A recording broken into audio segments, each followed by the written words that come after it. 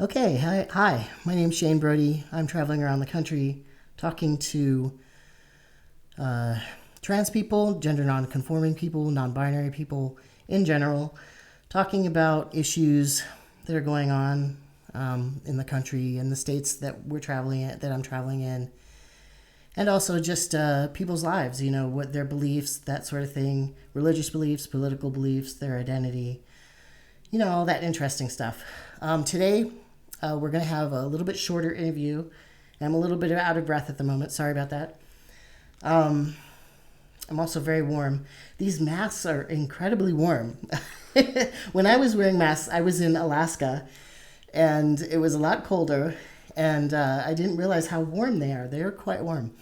I'm wearing it at the request of my guest here, and I'm totally fine with that. But it's unusual. Most of my videos have not been masked, which is fine. I'm totally fine with it. But you do not get to see my goofy expressions anyway. So I'm with a guest today, and they are going to introduce themselves in whatever way that they feel comfortable. Yeah. Hi. Thank you for having me here. Let's see. I'm in the Northeast. I work in publishing. I'm an editor. I'm Jewish. I'm the parent of a trans child. I describe myself as gender fluid, gender nonconforming, and pretty non-binary. I am a political radical and activist. I really just have a lot of big opinions about everything. I'm not going to be happy to. Oh, sorry. Yeah, I'm. We both have soft voices, so we're having to come in a little bit. Yeah. Go ahead and just throw. And I'd say I'm embedded in a queer community, in a queer and radical community. Just throw whatever questions you have at me. Okay, what do you mean by radical? I'd say that's a huge question. Radicals love to talk about what it means, but For radical, you. I mean, etymologically, it goes back to roots. And going down back to the root of the problem, I'm an anti-capitalist, I'm an anti-fascist, and I believe that the problems that we are facing now really, as a society and globally, go very deep and go really to the roots of our economic system. And a lot of our political inequalities have economic origins. Mm-hmm.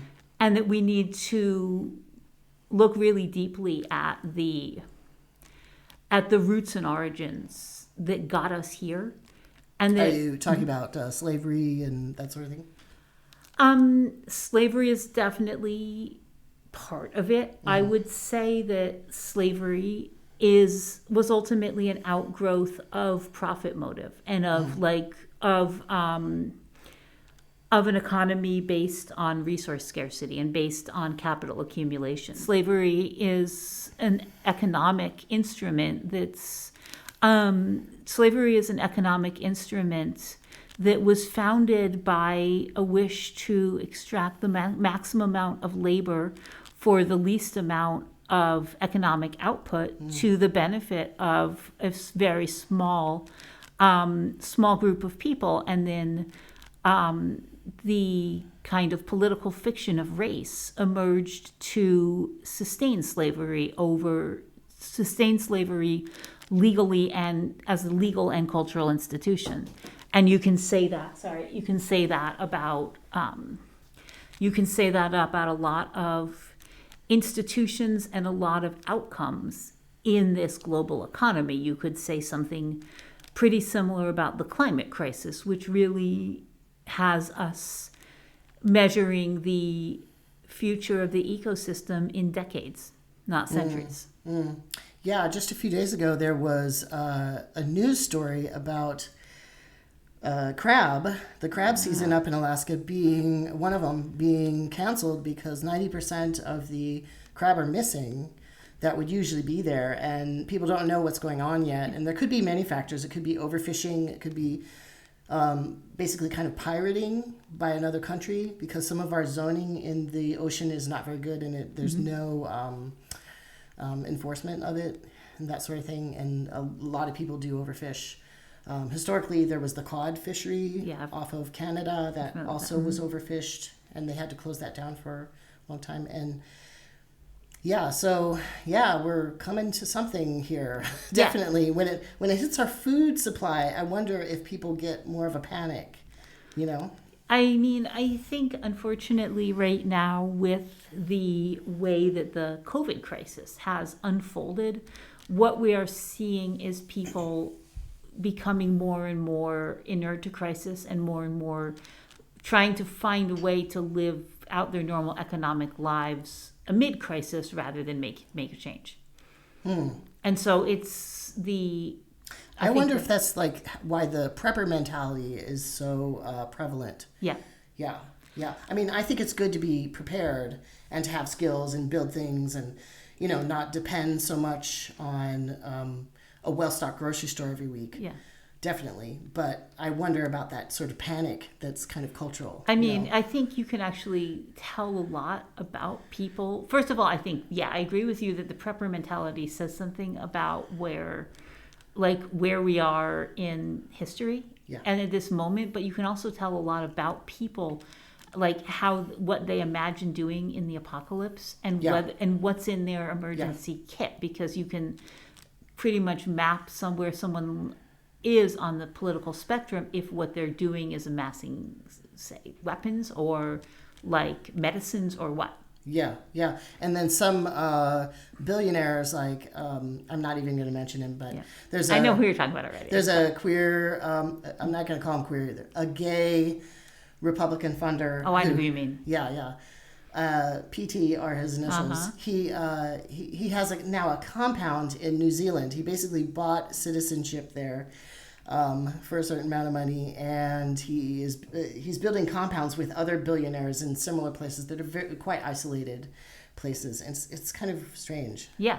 I mean, I think like some of these dystopian fictions describe our current reality more than realist fictions. One of the literary works that I love so much is Gabriel Garcia Marquez's Nobel Prize acceptance speech, where he talked about magic realism as being the only way to express the scope of crisis and tragedy is through the language of magic and fairy tales, because realism fails to capture reality. Right. And then I mean, he said that beautifully, but like that. There's the element of like sadness and joy at the same time too. Yeah. I remember when his books were in everybody's back pocket when I was in my 20s. When I was in my very, I don't think I was even 20 yet. I was like 18 or 19. My friend and I hitchhiked to Mexico, which is a bad idea and people shouldn't do it, but we did it and it was amazing. And I also read 100 Years of Solitude like a month or two later, and that was how I started to study Spanish. That was the book that was in everybody's pocket. It was interesting.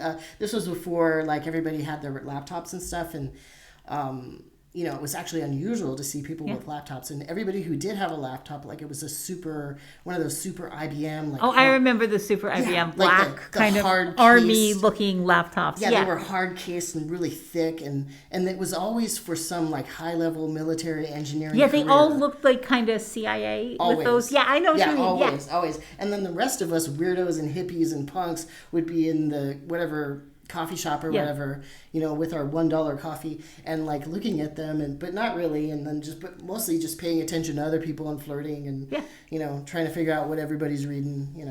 Anyway, the good old days. Woo. I could do a whole interview on like 90s nostalgia. Oh, really? Yeah, it's like what? No, I don't know. I mean, I probably have more interesting things to talk about right now. Oh, of course. But I'm just curious. Yeah, the bullet points. What would be the bullet points? Well, I mean, I am also someone who has like completely failed to evolve, like in terms of like music and fashion and culture. Sure. I mean, I was at work today, but normally I wear plaid flannel like it's 1994, and I listen to Nirvana. I do all that, like, and I used to be so. I used to be so. Like, I just hated like these aging hippies. I remember like waiting tables for an alumni banquet, and they were terrible. They wanted to they were all like divorced from each other, and they couldn't be seated at like normal tables because they all hated each other, and they like drank way too much, and they tried to like buy substances that weren't yet legal off the wait staff. Sure, okay. Because we were all like 20, and like so there was a they wanted cheesiness to to they it. wanted to listen to Jefferson Airplane. Yeah. Really annoying, and I was Yeah. just like, oh my god, this is the worst people ever. And like, look at me now. Yeah. Well, also too, like the Jefferson Airplane and like all that that sort of time period, like that music is so overplayed. I hate it. Yeah, I know. I mean, I think of it as backseat travel music. Totally. Because when I was a kid, like that music was playing on the radio, and I was always in the backseat of my dad's car, and we were traveling somewhere, and so I was just bombarded with it, and so I feel like it makes up part of my brain, but I don't want to listen to it anymore. No, and yet I feel like it's just like this mainstream culture industry Yeah. that I mean before I even like self-identified as queer, or I think I was always politically kind of a radical. Yeah. I identified with like alt music and culture, and just knowing that there are like alternatives. I think it's such like it's like a lifesaver for so many people who are just like weird in one way or another. Yeah. Of course, yeah. Yeah, going out to whatever club, like Hole in the Wall, and seeing some band. Sometimes they were international bands that would just didn't have a big following or weren't well known, or sometimes it was a local band, you know? Like, I used to go to clubs all the time. As I got older, though, I stopped going to clubs just because they're so loud. I can't handle it. I can't. My friends are getting married like in a couple weeks, and they're gonna have a mosh pit, and I'm like, in a way, I love it, but I don't know if I can do it. You know? No. Yeah. I was just thinking about that actually last night. I actually got injured once pretty badly in a mosh pit. I jumped off the stage and then kind of nobody caught me. Oh, shit. Oh, sorry. Yeah. No, it's fine. Yeah. I mean, it was actually a traumatic experience because why didn't people like try to catch me? No, that is really, that's like, oh no, I'm so sorry. That's terrible. Because not only injured, but then there's the not being caught. It still feels bad. Yeah. Like I got so injured that I felt numb. So I probably was like in a little bit of shock. Yeah. But anyway, I used to go see a lot of bands. Back then, what was kind of like your favorite kind of music? I mean, just the like kind of, alt-rock, grunge stuff that was happening then. Yeah. Like REM and kind of that thing. PJ Harvey. PJ Harvey, yeah. PJ Harvey's awesome. I actually have a thing about like the kind of hated women of rock history. Oh, really? Like, Nancy Spurgeon and Courtney Love. And like kind of really interested in like these figures, these like kind of very high femme figures who are very hated and like kind of trying to. Yoko Ono would be in there too. People have always read. The thing is, like, I sort of have trouble liking Yoko Ono, so I'm like bad that way too. But but that's like a really interesting. Her music, but she's definitely in there. Same, and actually, and her, but like, exactly, like why this hate kind of, and how like these like people kind of form communities based on hatred and don't like recognize it. I think is actually really important and interesting. Well, and that continues to this day. We see that sort of thing like with gaming culture ganging up on women, and then they wonder why women don't show up, or the online sort of trolls that go after, that went over, what was that comedian's name? Leslie Jones? Oh, yeah, I've actually been looking at like, actually, because I've done a bunch of written, calls for papers, and one of the things I've been interested in is like the gender of the troll and how do we understand like trolling through a gender lens and like through a feminist lens. I mean, I work for in like kind of feminist academia. Oh, okay. But my politics are very much that like. What would that field of study be? I mean, women's gender and sexuality studies. Okay. I would say, though, my own personal politics are very much that, like, our critique needs to be intersectional in that it needs to look at gender, but it also needs to look at economic inequality. It needs to look at, like, it needs to look at the relationship between the human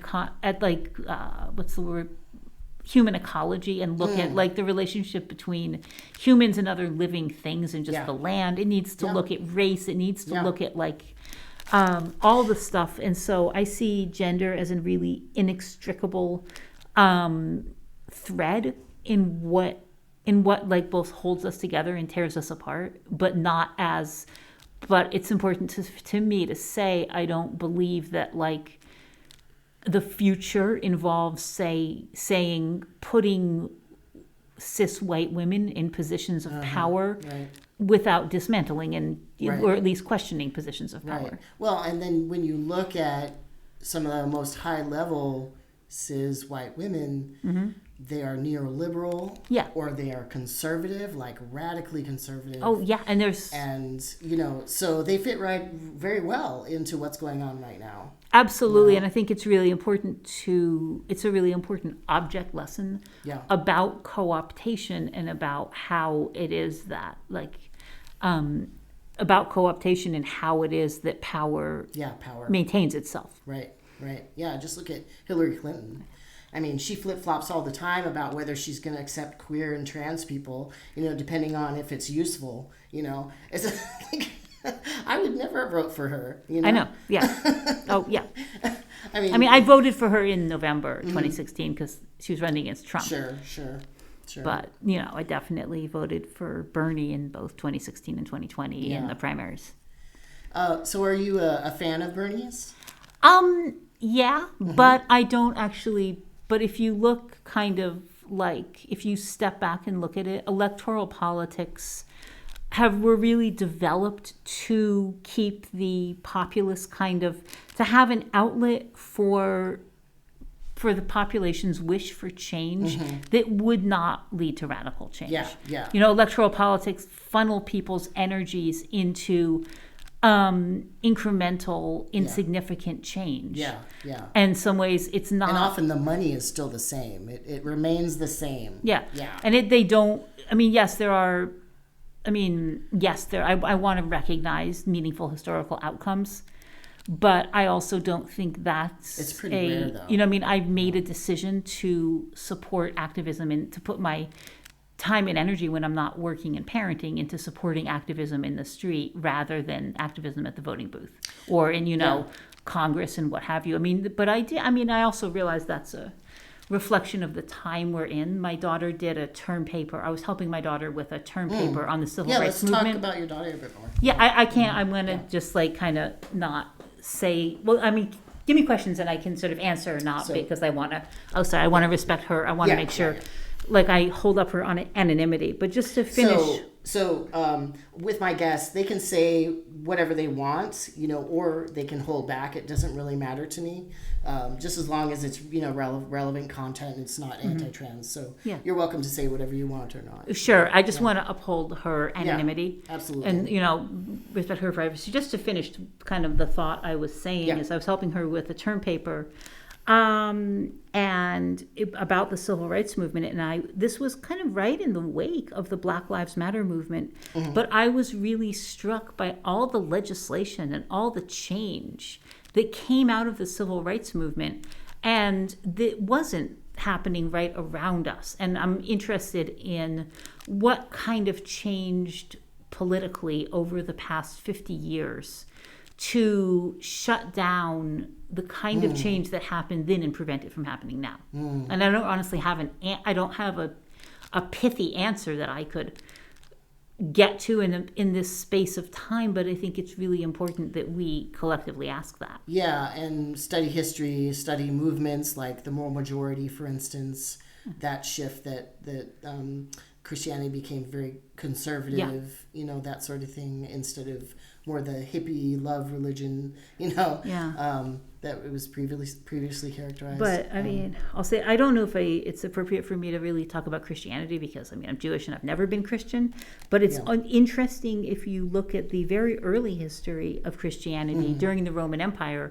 Christianity was ultimately kind of an much an anti-authoritarian movement, and it was, in this very rigidly authoritarian, stratified society. Christianity was this radically pacifist as well. Radically pacifist, radically egalitarian movement that became very popular because it was resistant to the hegemonic powers in force. Empire. And the way it was neutralized was that it was co-opted. And so I think what people see in not maybe people's spiritual lives, but in political Christianity is this co-optation rather than the thing itself.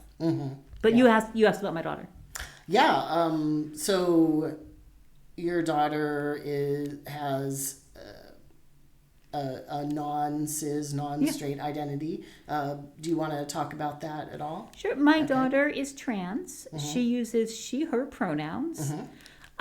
She is absolutely the light of my life. You know, I'm a single parent, and she's my person. She is brilliant and wonderful. I mean, I can't say enough good about her. But I gotta say, you must be a fucking cool mom. Like, you know, I honestly think that, like, she gets annoyed sometimes. It's some ways, it's like, I'm political, and part of what I've said is really important to role model. Yeah. But then she doesn't want to be as political because she wants her own life and to do her own thing and to be her own person. Yeah, She's very... she's both a very gifted storyteller and she's very gifted, like, technologically. Yeah, and also too, not everybody's strength or their tolerance is for street activity. Yeah. Right. Oh, For totally. protest. Yeah. For me, I cannot do that anymore. For one thing, I cannot run anymore that well. Same. I cannot know, yeah. run. You know, I have arthritis, but also it panics me. Yeah. It's not a good place No, and for I me. completely so I respect do other that. things. And you're doing this. Like, this Yeah. is really important, what Yeah. you're doing right here.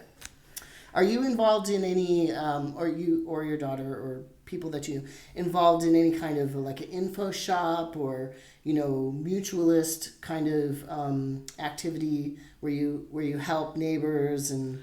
I mean, a lot of the political work I do that I just don't want to talk about on camera. Okay. It's not exactly like mutual aid, but it's very Yeah. much, you know, horizontal political and, you know, kind of my whole life is I'm taking calls and kind of supporting people. Okay. I am, you know, familiar with like a lot of the mutual aid groups that sprang up and the kind of solidarity groups that sprang. I have friends who really have headed those up during the pandemic. When I was younger, there were, you know, oftentimes people who were younger and more physically fit and, you know, whatever, who would often do the protesting. And then there were all oftentimes organizers and like older people who were offering aid, whether that was legal aid or emotional aid or as a call, you know, if you're in jail, a call out. Yep, jail support. A cell of people who can help you. Yeah. Or, you know, some basic first aid kind of stuff. You know, there's all kinds of things that people do. Yeah, and I mean, my work kind of fits into that universe without getting too explicit about it. Yeah. And it's nothing too exciting. There's been like surveillance and targeting of political activists, and I have to be mindful of that when video is concerned. Right. Video is concerned. I've also been targeted before. I had, for 6 months, there were 3 police officers, cars right outside my house. There was That's like I heard the click of the tap on my phone when it was a landline. I've had my mail right through. I totally. Yeah, I get it.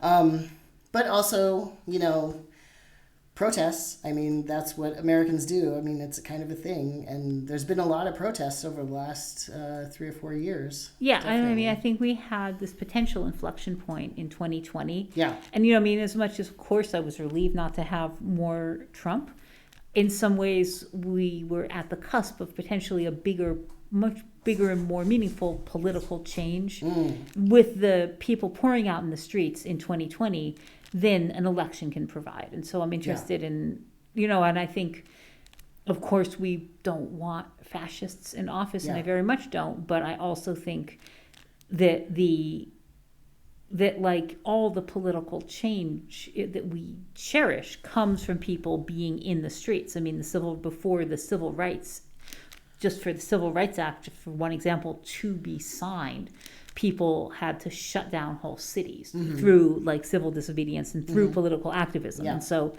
I think that's really historically the only way that things have ever changed for the better. Yeah. I also think that, in fact, right now might be a good time for kind of general strike kind of thing, right? Because maybe during COVID, when it was at its peak, you know, there was high unemployment, so that wasn't maybe the best time to do something like that. But right now, there are so many jobs out there that are not being filled that workers actually have quite a bit of power at the moment. They do. I mean, So if any of y'all are thinking about general strikes and that sort of thing, look it up. Look up the history of that. Yeah, in general, I mean, people in my world, in my sort of social and political world, often talk about that. But even before we kind of pipe dream about a general strike, it's really important. And this is something I absolutely want to. We're at halfway point. Okay, we're at the halfway point. Yeah. This is a short interview, so we put on a timer. Yeah. Okay. So we were talking about like general strikes and that sort of thing. I mean, and it's important to also look at and support the incredible labor activism that is going on right now. I mean, who in particular?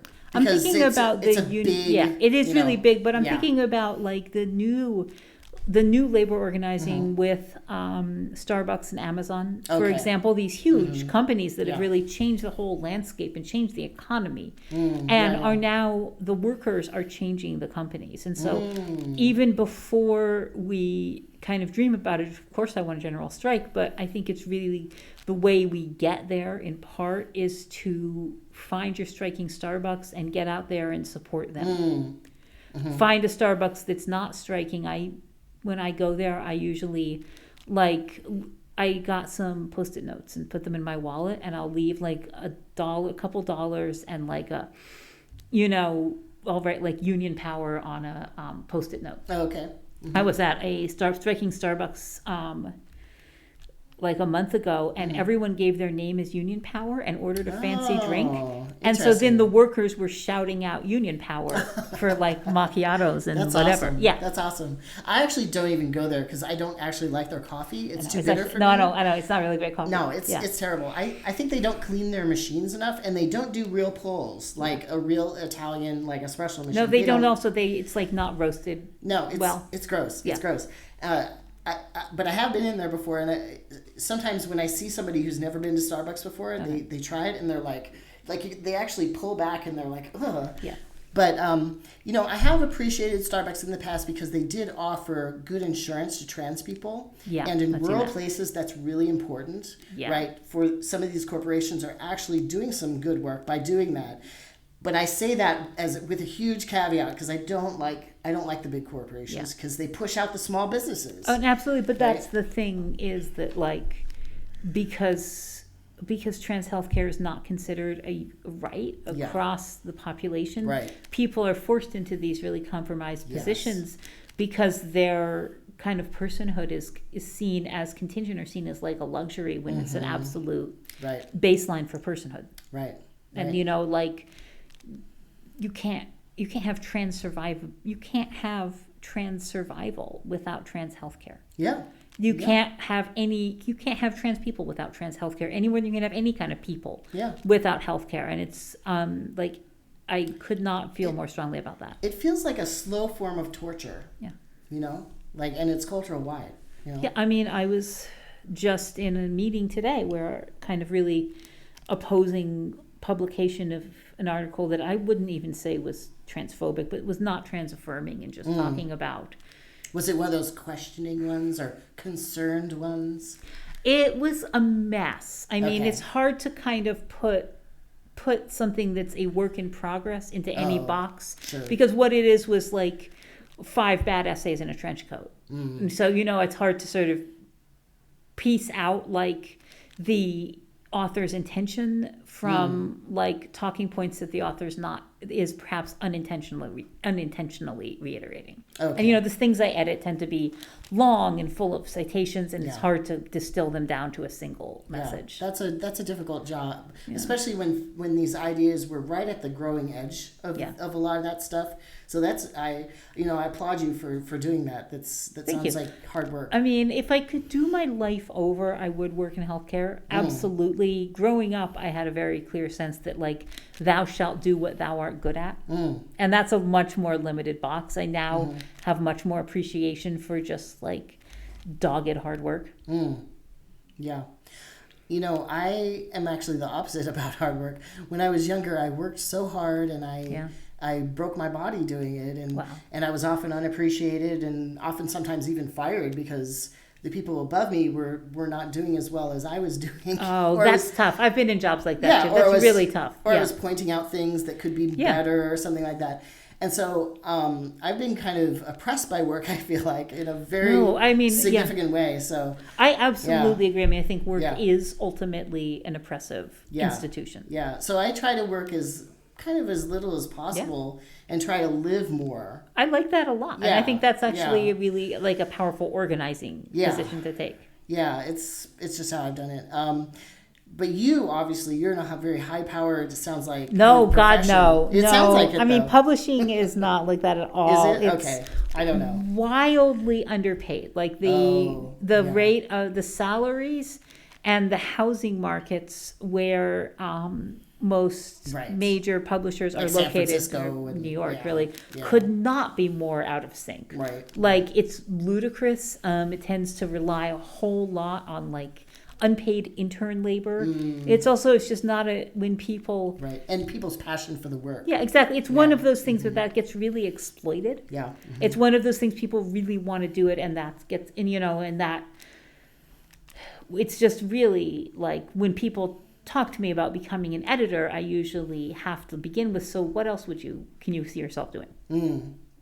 Which is often how academics also speak to people. Right. Yeah, because it's so, for one thing, it's so competitive. So it narrows.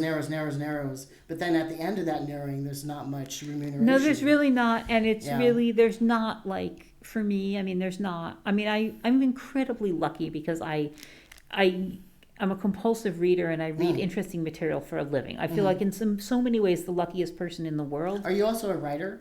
I have a background in creative writing as well. I know those are two different things. Yeah, as well as in like rhetoric and philology. But I certainly don't write professionally in any context. I write on my own time a certain amount. All right. You mentioned that you're Jewish. Yeah. How does that play into maybe your radical politics or how you are as a parent? Sure. And maybe even your, is it a trans identity that you would say that you have? Or? I think I would say like, I'm not comfortable. I don't feel like I really quite have earned the trans label because I experience a lot of cis privilege, even though I don't use, I don't like, it's somewhat. Yeah. I'm not completely cis by any stretch, but like I kind of don't feel like I like to widen up that umbrella though. Yeah, but I don't feel like I don't feel like it's appropriate for me to claim that one. Okay. But what I would say really broadly is, I mean, I didn't grow up with this movement within Judaism, but I identify a lot with the Reconstructionist movement in Judaism, and which is where you will find. Yeah, talk about that. Yeah. I don't know about that. Sure. That's it really was historically an outgrowth of the conservative movement. Conservative, not meaning politically conservative, but just conservative with a capital C is one of the main branches within Judaism, certainly within American Judaism. Versus Orthodox or Reform. Okay. But Reconstructionism was There's also secular, I believe. Yeah, I mean, secular is not... Secular humanist. That's... I mean, in some ways, that's not by religious Jews don't consider that a movement within Judaism, though so many Jews will identify themselves as secular. Yeah. In some ways, I'm secular and that I'm not. I mean, it's hard for Christians. It's difficult to be, say, as I understand it, to be a Christian and an atheist, but it's not as hard for Jews. Like, we find a way to do that. Yeah. Specifically, the Reconstructionist movement, one of the founders was Abraham Joshua Heschel, who marched with Dr. King. Okay. Just to give you some history and grounding there. On one of the kind of statements that I love that comes out of the Reconstructionist movement is God is a verb. And this is this idea that God is not a separate being, is not someone who grants prayers, but rather is kind of the sum of our collective goodness and our kind of collective efforts to do good. And I mean, one of the things that doesn't always translate really well across religious traditions is that when the Torah, when the scriptures address a you, speaking to Jews, it's not really to individual people, it's to a collective. Yeah. The thou that we rely on in from like the King James Bible, for example, is really a mistranslation because that's a singular pronoun in its original usage, and it's that it's really addressed to a collective, and that most Jewish practice. I'm so glad that you're bringing that up because it shows the richness of pronouns Yeah, and how they've changed throughout history. Yeah. I don't even know if we have time, but one of my absolutely favorite things I could ever talk about in the whole world is about pronouns, is about pronouns as not as content nouns, not as function nouns, but as a part of speech that are in and of themselves non-binary. Like I could just go on a whole linguistics tangent about pronouns. That's complicated. That's complex. Yeah, that might be a little bit too complex. Sure. I think I would need a little more time to frame it than I have right now. And it's not but that's is that the philology part? Yeah. Yeah. Okay. Yeah, that's what I thought. Yeah. Is there something more accessible that you could talk about around that topic, maybe? Well, let me just sort of try to finish saying the Jewish thing. I'll see if I have time. Okay. I'll try to say it as simply as I can because I've been trying to distill this down. Yeah. Okay. So it's still in your brain. You're working. Yeah, I've been working on this one for a while. So just to finish this idea, is the Jewish. I mean, I would say that, and this is something that a whole lot of people would disagree with me about, but it's not coincidental that Karl Marx was a Jew. And it's not, and in some ways that kind of appeal to the collective does come out of Jewish tradition. That's basically, it's a radical it's what my partner would call a radical reinterpretation of the text. Yeah. In that's not the commonly held understanding in mainstream society. It's very important to me, and it's the way I've been able to make meaningful sense of something that doesn't necessarily read as addressing me in its as written. Well, I when you're saying that, I can actually feel that. I've read the Tanakh many times. Oh, that's amazing. Oh, yes, many times. I have a degree from Harvard Divinity School, and that's not like, oh, let's put a medal on me or something like that. That's not why I read the Bible. That's not why I read the the Old Testament or the Hebrew Bible, the Tanakh. But I mean, most of the language, at least from what I gathered from it, is God is speaking to a people. Yeah, I love that you understand this. This is really important. I think people who haven't, it's something that you almost have to be experienced being part of a people to really understand. I love that you're saying that. It comes in the Reformation, obviously, with Luther and all that, the personal, relationship. Maybe away from community, I think that's probably where that started. Yeah. Not to get down on Luther, I don't actually know that much about him, but then, in our time, the evangelicals really took that really far of, your personal savior, and, speaking directly to God, and, I think you can, again, it's sort of, I shouldn't speak too much out of turn because this is not my tradition, but I think you can see a trajectory from St. Paul to Luther to the contemporary evangelicals as individualizing a relationship with divinity that, I'm not critiquing it in and of itself, but what I do critique is this notion that there is a Judeo-Christian tradition that encompasses both, because I think that winds up really erasing crucial differences. Yeah, and it goes from like a community love and care to more egoism. And we also see that with, economies as well. We were more community oriented, I feel like. Yeah. And now we are definitely not. No, and it's definitely, there are societies contemporaneously that are much more community oriented. So thinking more about the religious part, would you say that you're a religious person or you're more secular? I think I don't really think, again, this is a binary I don't really buy into. I don't think that's the question for me. Okay. I don't think that being secular in some ways I don't even completely know what either word means because I've thought too much about it. And I wonder about that as a divide. Have you especially read those studies about, not studies, but I guess inquiries into the sacred and the profane? I'm familiar with the framework. I'm not sure if we have the same texts in mind. But I mean, I don't know if for me that is like a meaningful divide, in part because, as I said, I don't think being Jewish is not really contingent on being a believer. And I mean, it's very complex to question what it means to be Jewish, because it's not an ethnicity, and yet it's very much rooted in heredity and family and history. Right. And I mean, and so I'm very Jewish identified. Am I secular? I don't know. I have a belief system that that kind of skirts around the question of deities and makes that really of secondary importance. I have no idea if that makes me secular or not. It's not an important question. Though? Do you go to temple? I go to temple for the High Holy Days.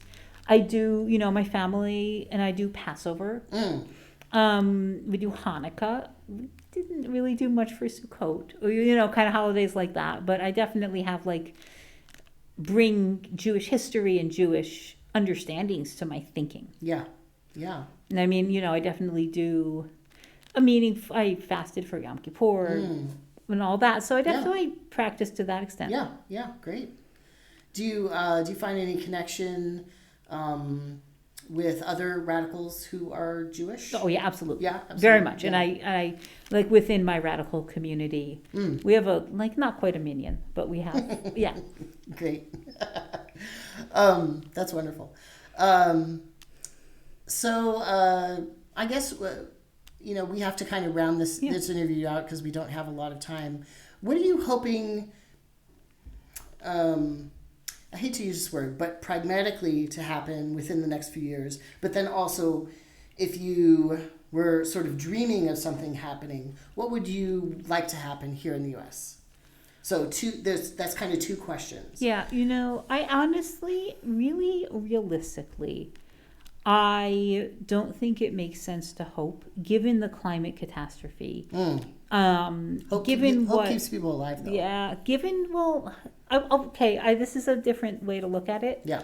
There's a Buddhist parable that, how hope was the last thing that emerged from Pandora's box? No. Okay, well, first of all, in the Greek mythology, sure, there were all these bad things that came out of Pandora's box, all these curses, and then hope came last, because to keep people alive and keep people going. There's a Buddhist parable that hope was actually yet another curse, because it gets people attached to outcomes that aren't there instead of what we have now. That's true. I don't know if I find it hopelessly depressing to be future oriented, because I don't think I think the future involves mass extinctions and die-offs. That's the reality that we are in. I think the human future also involves long COVID on a really very wide population scale. What I am interested in, this goes back, I think, to what I said before, that God is a verb. I'm interested in what we do, not what we bring about or what the end results can be. My partner says something that I love so much, which is that the last two people on earth will be kind to each other. What I want to see is I believe in radical kindness, regardless of the mess we have gotten ourselves into. I want there to be pockets of that. I want there to be, resistant pockets. Yeah. And my hope is that there can be mass resistance in spite of the bad stuff. Not that there can be a good outcome where people don't have to resist, because I don't remotely expect to see that in my lifetime. Kind of like how you're saying to go to that local Starbucks protest or to support that local movement. It's kind of like local cells of kindness or something, or good work. I just think that I think people need each other to act with kindness, and I want people to find each other. Yeah. Just to make it Jewish in the end, there is a parable that the people who, when following the Exodus from Egypt, the Jews wandered the desert for 40 years. Yes. The people who were in the Exodus never made it to the promised land. Right. And one of my best friends and I have talked a whole lot about it. And I actually think that people who experience a crisis and are revolutionaries, who kind of make an exodus happen, they didn't just get sprung from Egypt, they got out, tend to be an absolute just quivering balls of PTSD, and not necessarily people who really can rebuild a society. That's I would like sometimes to. it leads to bad activism too. Unfortunately, It does, and I mean, revolutionaries make horrifically bad governors. I mean, Robespierre, Toussaint Louverture, we can go on and on. Yeah. I'm thinking of just people I know who sometimes they will get autoimmune diseases just because they've taxed themselves so much, taken on too much responsibility. Absolutely, but I guess for me anyway, I don't think it makes sense to look for the promised land. I'm looking for the exodus. Sure. That's interesting. As a follow-up question, though, when I was talking about sort of the dreaming part, okay, leaving that part behind, which is wonderful. I totally get you, and I'm hearing that. That's the realism view. That's the realistic view. If you were to just dream, just scatter all that stuff that you were just talking about. If you were to dream about large-scale change that we could do, I'm just thinking like Green New Deal. I mean, that's pretty mainstream. Stuff like that. Land trusts, intentional communities, that sort of thing. What would you like for people to be doing? I mean, like I on a massive scale? and I mean, again, I don't really Just paint utopias in my head, but a laundry list that I would say is one, a radical redistribution of resources, and also though beyond that, revolution. Okay. But beyond that, I think it's important to stop seeing things as resources. Okay. To stop seeing the earth as a resource. I mean, I support the land back movement. That is, sorry, let me just, no, that's not my daughter, but I'm going to have to call her soon. I support the land back movement, and that means refusing to see land as a resource. Yeah. And land is part of and belongs to indigenous communities, and land, remains kind of broken in the Americas, in stolen land. It remains this ununified part of these communities, and so it's not just resource redistribution. It's questioning the notions of resource, the notion of resources, and I'm interested in that kind of a radical punk rock ecology. That I would say, and I mean, I question, sometimes I don't really identify. This sounds like very anarchist, like a Proudhon, like not having property. I mean, I'm getting rid of that kind of idea. I do. I mean, I don't actually really practice prescriptivist politics. This notion that, like, in order to be a leftist, you have to have a plan for what kind of government you want to have, or what kind of lack of government you want to have. I think it's really important to also engage in political modesty, and I know I can. What do you mean by modesty? I mean, why is it up to me to dictate the plan for the entire world? Yeah. I can have. But you're somebody who might have some good ideas. I have and honestly, I do think I have an intelligent and well thought out and well researched critique of where we are now. Yeah. I don't have any claim to be a visionary for the future. I think it's really important that people step back from that and work together across. Is that just too big of a problem? Too big? I think in some ways, if you look historically, prescriptivist politics get people in trouble. It gets you to and by prescriptivist, a means a prescriptivist means you have prescribed the answer as communism. You prescribe the answer as anarchism. Yes. You prescribe the answer as, say, some kind of perfect idealized capitalism. It doesn't, what have you, and then you are working toward this goal that you see. You're working toward. You're working in the interest of a vision. I think I'm more interested in how we get there than where we get. Okay. I'm interested in the process. I'm interested in how we are in the world toward each other. I agree with that, actually. I've sort of, my latest mantra recently is I want to do what helps. Yeah. And sometimes that might look different than what I thought of yesterday or something. Yeah. I feel like I go with the flow. I mean, that sounds kind of dorky, but it's not really going with the flow. It's matching what's going on, and No, and making a good choice. I think in some ways it is better to be guided by principles for action rather than by goals for getting to a place, because Yeah. those can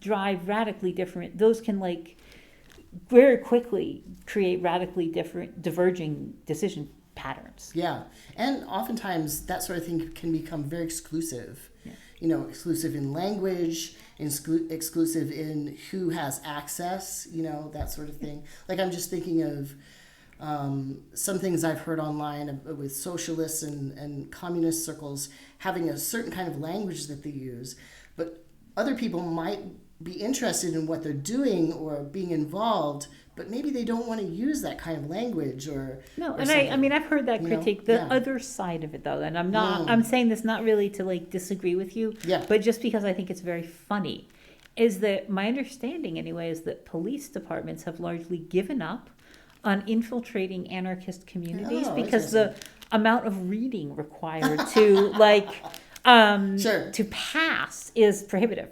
Well, also the FBI sort of famously gave up on, researching Antifa groups because they're not really hierarchical. They're Yeah. more cellular. Yeah. So it's like a different thing that they're not used to. Yeah. Yeah. Very, very. I mean, that's why anarchists do that. Besides the egalitarian issue there. Yeah, but I mean, again, you have to look at like exclusivity and inclusivity. Inclusivity is incredibly important, and I try to be that way in all my. But you also understand Yeah. there also are these risks in the world we're in. Yeah, yeah. You know, something that I try to do a lot, which I don't know, it helps me, is to think about how neoliberal language, just thinking about language again, has gotten into how I pattern my beliefs. Like, for instance, if I were to think of you as a friend, I would think, oh, how much time have we spent together? Yeah. How much value are you to Yeah, me? yeah. How much have I put in the bank? People even use that kind of language. How much do we have in the bank? And that's going to determine our friendship. So I try to think of that like every day. You know? No, I mean, and that kind of problematic banking thing, like educators talk about that a lot. Really? Like Paulo Yeah. Freire, who is the great popular educator, talked about the traditional education model is banking, where children are kind of a vault, and you bank right. information into them. Right, right. And it doesn't, in that they're not seen at all as participants in their own education. Yeah, yeah.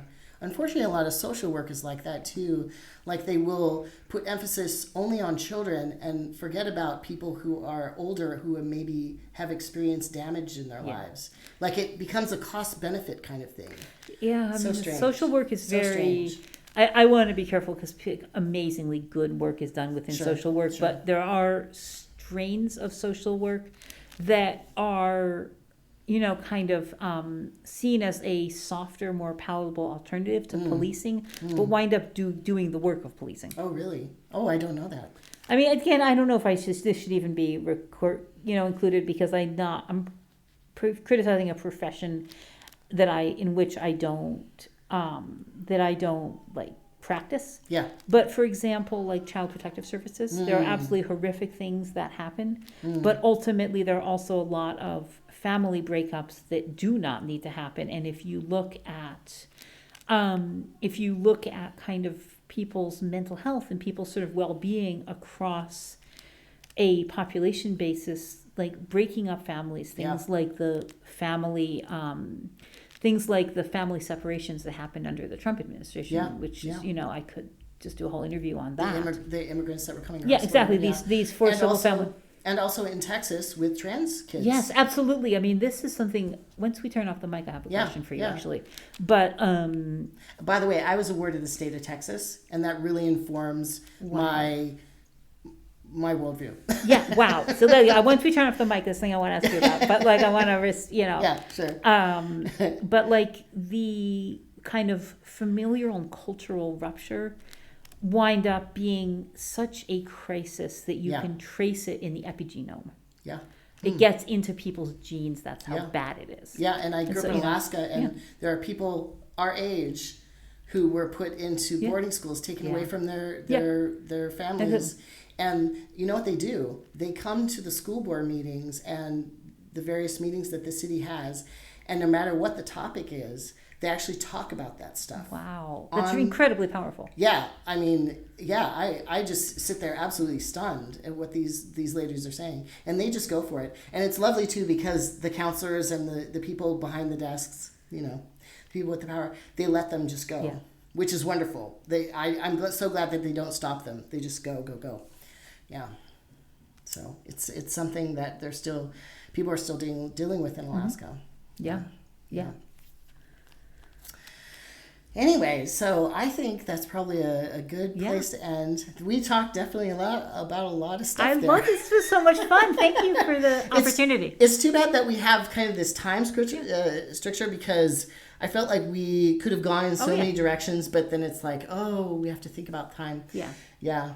Well, once you turn off the mic, there is something I want to ask you about. Okay. But like, what's it like to be in a family with two basically queer, non-binary trans people, I guess. I thought you were going to ask me about that the whole time. It's so funny. I don't know any other way to be. Yeah. Like, to me, what it has to do with a lot is like, oh my God, my daughter doesn't want to wake up. She doesn't want to start her homework. There are like moths in my apartment and I can't get them out. It's just like the real mundane life. stuff. I mean, you know, it's like real life. Yeah, yeah. I realize that we have like a bubble and that not everyone has this, and it's very sacred to me. I feel very like protective of us both. But honestly, like our day-to-day lives are so boring.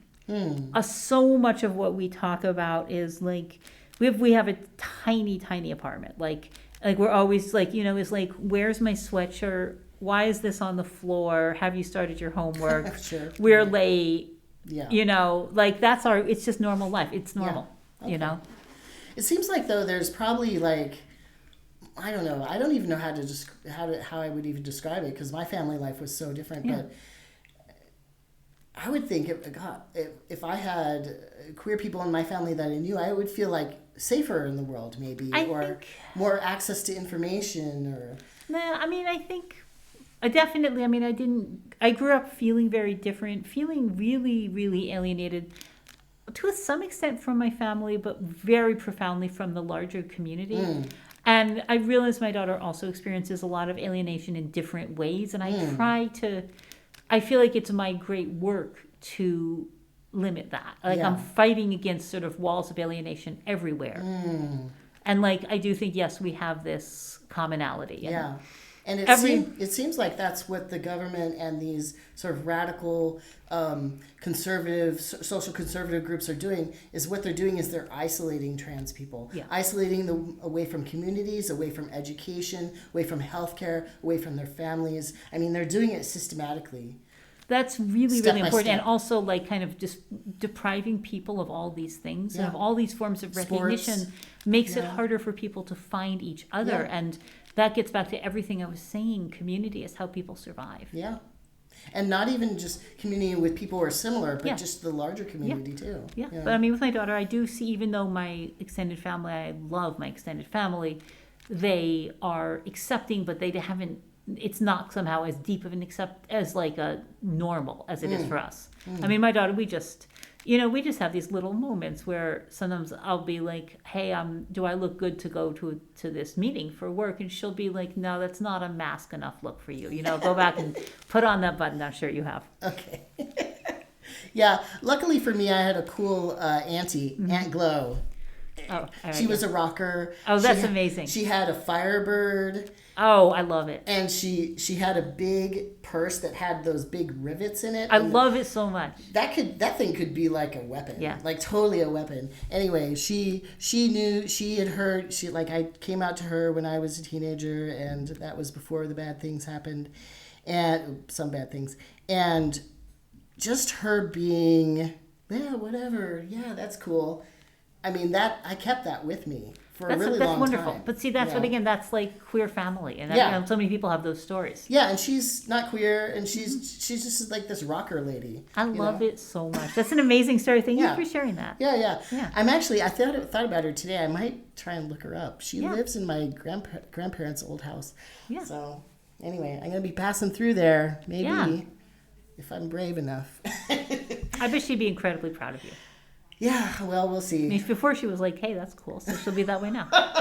Now I have a beard and Yeah, you know, it's all whatever. good. Yeah. Fat. Yeah. Anyway, thank you so much Yeah. for talking with me. I know you have a busy schedule. It took a really long time for us to be able I know. to We have this schedule. forever, like, going back. But yeah, it was Yeah. such a pleasure to meet Yeah, you. yeah. And if you It's- want to look me up, like, when you're back in town, go ahead. Yeah, I'll be here again in a few weeks. I've been accessing healthcare here in Massachusetts, which is Yeah. It's amazing. it's rated as some of the best in the country, so might as Yeah. well take advantage Yeah. of it. Anyway, thank you so much. My pleasure. Appreciate it, and yeah, it's so nice to hear like a really radical perspective, and also this even a critique within radicalism, Yeah. which I love that. I love that. Yeah. So All right. As soon as you turn the Yeah. mic off, I have one more question for thank you.